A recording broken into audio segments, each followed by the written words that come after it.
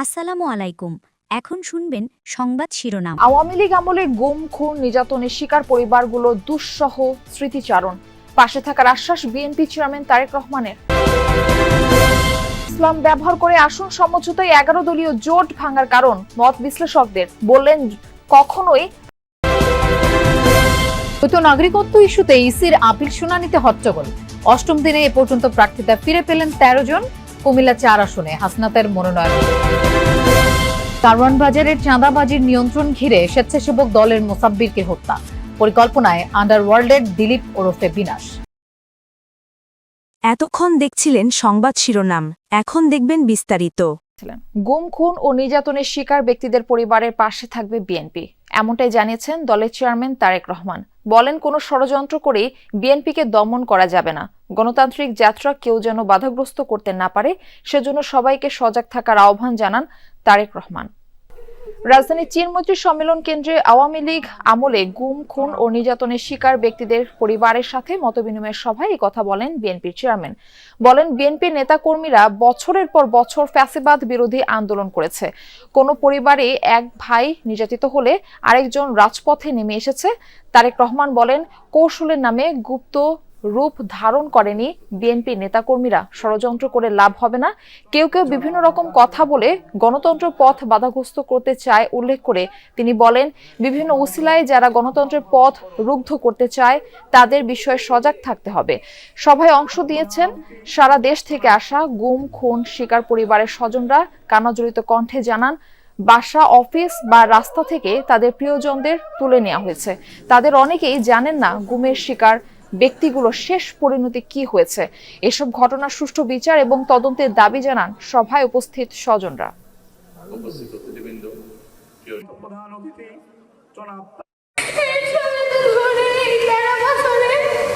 অনেক জায়গায় গিয়েছি, অনেক বক্তব্য দিয়েছি, কিন্তু বাবার খোঁজ পাইনি। এখনো আমি তারেক রহমানের কাছে আশা করি যে আমাদের বাবাদের খুঁজে দিবে, এই বাংলাদেশের মাটিতে বিচার করবে। দল হিসেবে সাধ্য এবং সামর্থ্যের সবটুকু নিয়ে নির্যাতিত পরিবারগুলোর পাশে দাঁড়িয়েছে আমরা বিএনপি পরিবার। গুম হয়ে যাওয়া সদস্য এখনো যাদের অপেক্ষায় আমরা আছি, এখনো যাদের অপেক্ষায় পরিবাররা রয়েছে, সেই শহীদদের আত্মত্যাগ থেকে প্রেরণা লাভ করতে পারে প্রজন্মের পর প্রজন্ম। ভোটের মাঠে জামায়াতে ইসলামী নেতৃত্বাধীন 10 দলীয় জোট কখনো আদর্শ ভিত্তিক ছিল না, বরং ইসলামকে উপজীব্য করে নির্বাচনী আসন সমঝোতার প্ল্যাটফর্ম হওয়ায় 11 দলীয় জোট ভেঙে 10 দলের জোটে পরিণত হয়েছে বলে মনে করেন রাজনৈতিক বিশ্লেষকরা। তাদের মতে, ভোটের মাঠে এর কোনো ভূমিকা নেই। জোটের একক নেতৃত্ব না থাকায় ভাঙনের শঙ্কা উড়িয়ে দিচ্ছেন না তারা। Lovely বিথের report. জামায়াত ইসলামের সাথে অন্য ধর্মভিত্তিক দলগুলো টানাপোড়েন বরাবরই ছিল। গণ অভ্যুত্থানের পর সেই দূরত্ব কমাতে সক্রিয় হন নেতারা।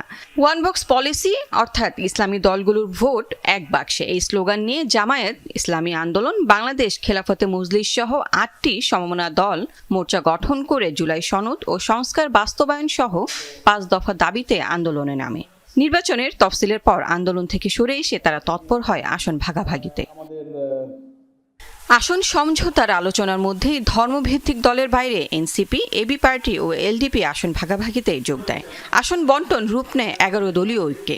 এই 3টি দলকে অন্তর্ভুক্ত করায় ইসলামী আন্দোলন বাংলাদেশ একমত হয়নি। এতে আসন ভাগাভাগিতেও প্রভাব পড়ে।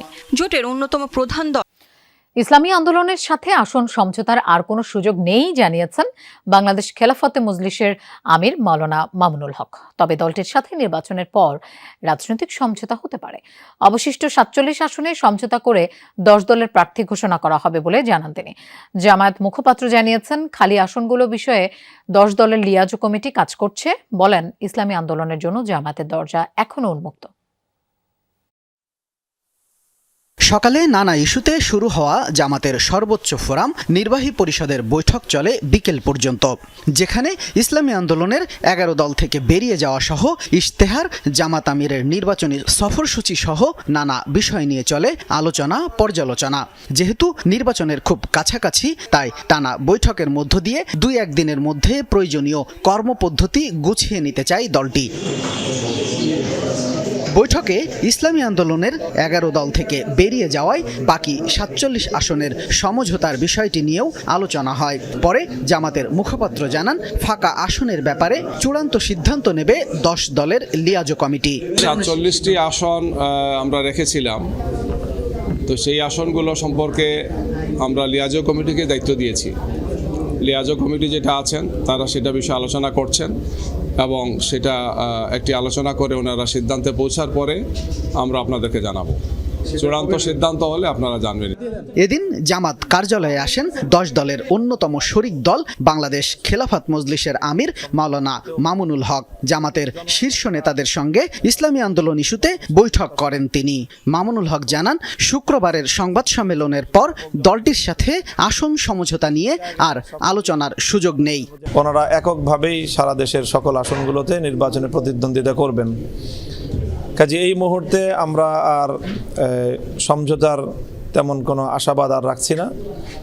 বাকি আমরা এটুকু আশা রাখি যে পরবর্তীতে পথ চলতে চলতে রাজনীতিতে শেষ কথা বলতে কিছু নেই এবং নির্বাচনী বাস্তবতার সম্মুখীন হয়ে হয়তো আমাদের সকলের মধ্যে আবার নতুন করে কোনো উপলব্ধির সৃষ্টি হতে পারে।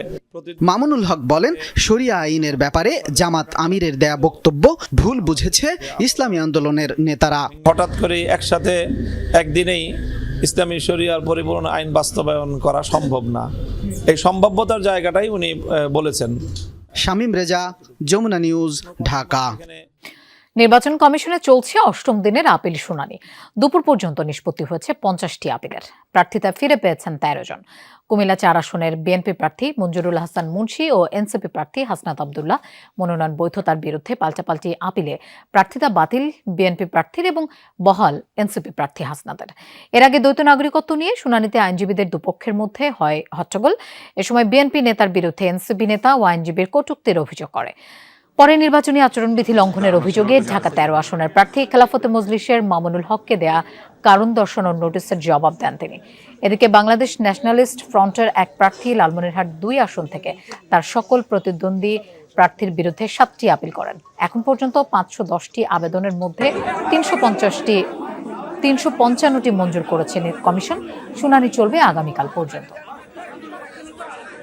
বাংলাদেশের একটি দলের প্রধান এবং একটি জোটের অন্যতম শীর্ষ দায়িত্বশীল, সেক্ষেত্রে আমি যদি এই ধরনের হয়রানির শিকার হই, তাহলে আসলে নির্বাচনের ক্ষেত্রে লেভেল প্লেইং ফিল্ড কতটুকু থাকবে আছে, সেটা আমাদের জন্য আরো বড় করে একটি শঙ্কার জায়গা তৈরি হলো।